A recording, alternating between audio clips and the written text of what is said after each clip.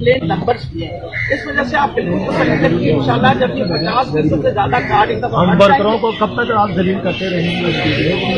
ये आप वर्करों की मीटिंग में अलग ये क्या बात हुई? आप जब इलेक्शन में तो ये गंदी गलीज गालियां निकाले और माँ बहन की गालियां निकाले तो शर्म नहीं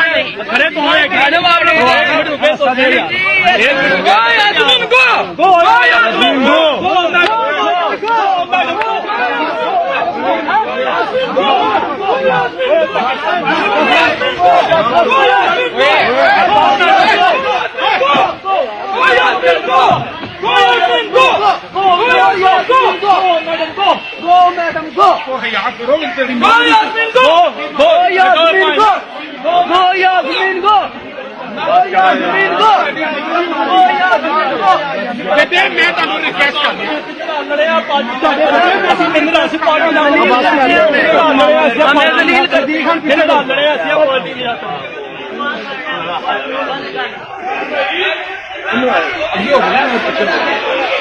जुबैर भाई,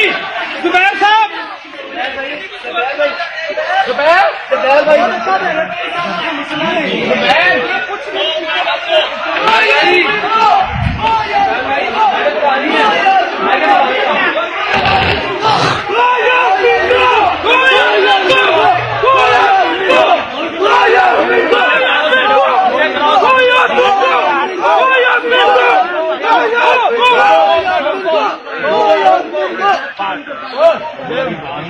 नहीं यार,